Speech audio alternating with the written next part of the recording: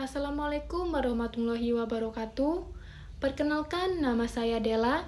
Saya dari kelas 3B dari program studi Administrasi Bisnis Otomotif dengan NIM 4202429074. Di sini, saya akan menjelaskan atau mempresentasikan mengenai cara mengimplementasikan kode etik profesi manajer keuangan dan cara perhitungan dalam merencanakan perencanaan keuangan dengan baik.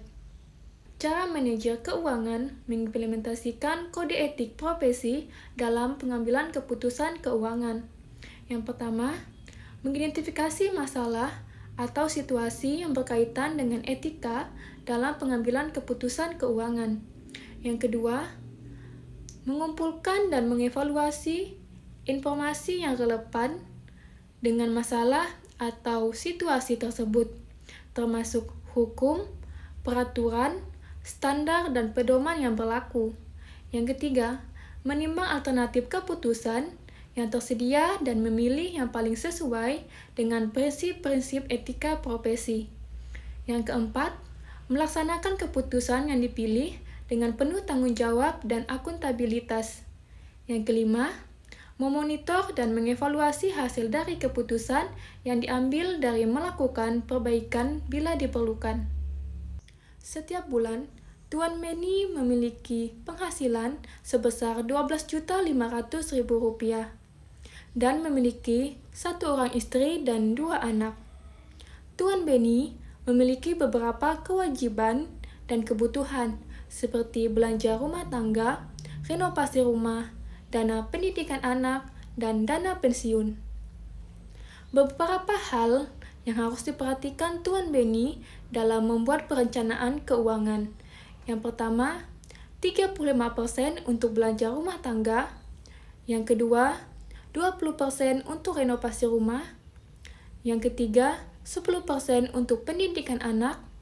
Yang keempat atau yang terakhir, 15% untuk dana pensiun.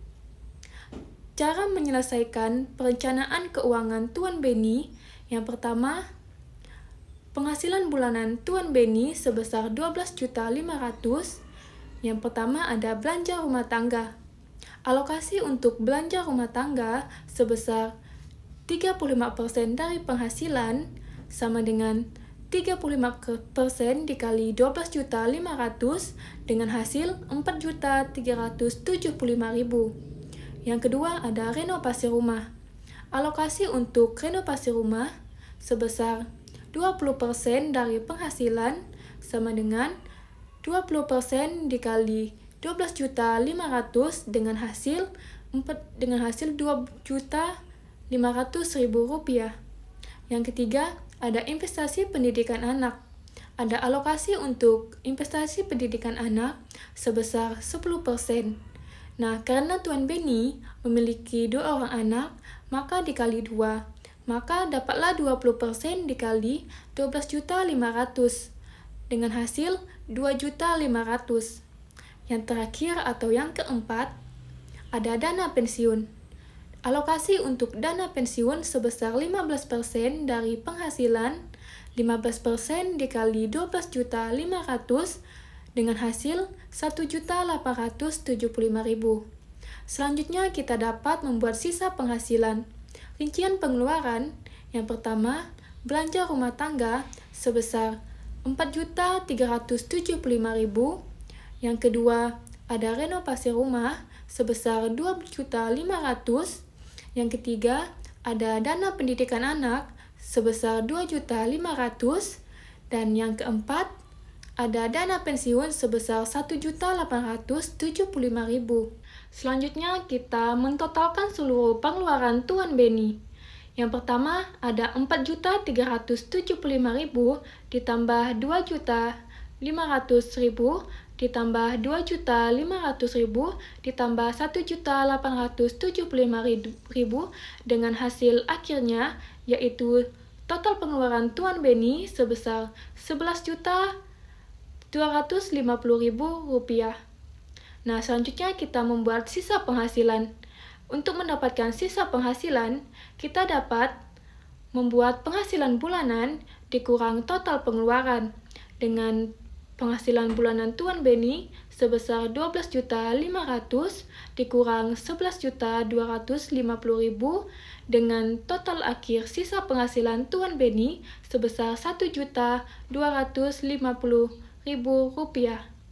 Selanjutnya kita dapat membuat rincian perencanaan keuangan Tuan Beni.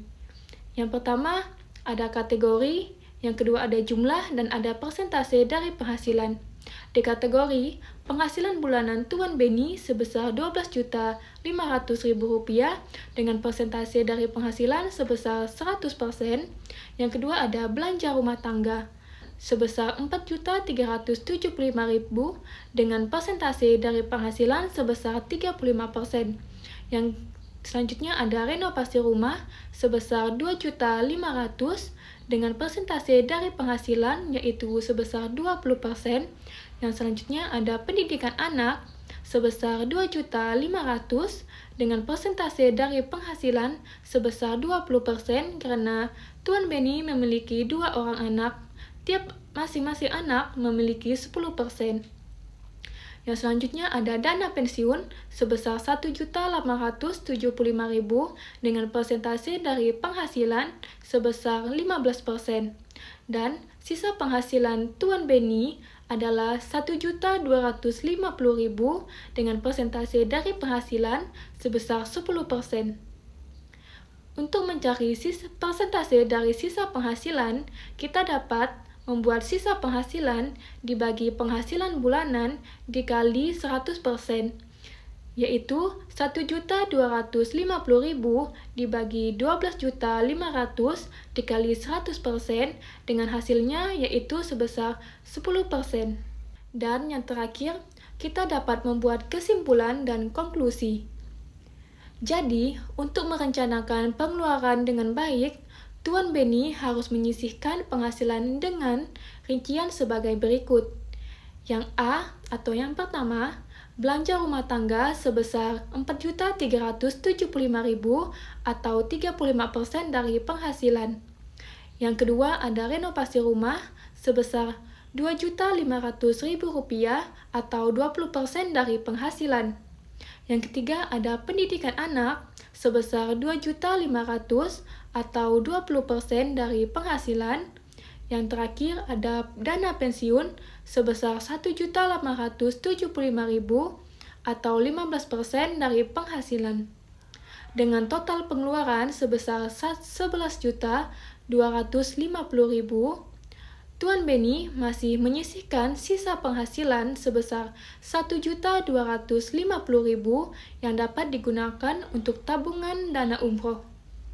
Baik, hanya itu yang dapat saya presentasikan mengenai cara manajer keuangan, mengimplementasikan kode etik profesi dalam pengambilan keputusan keuangan, dan cara perhitungan dalam merencanakan perencanaan keuangan dengan baik pada Tuan Beni. Saya akhiri, wassalamualaikum warahmatullahi wabarakatuh.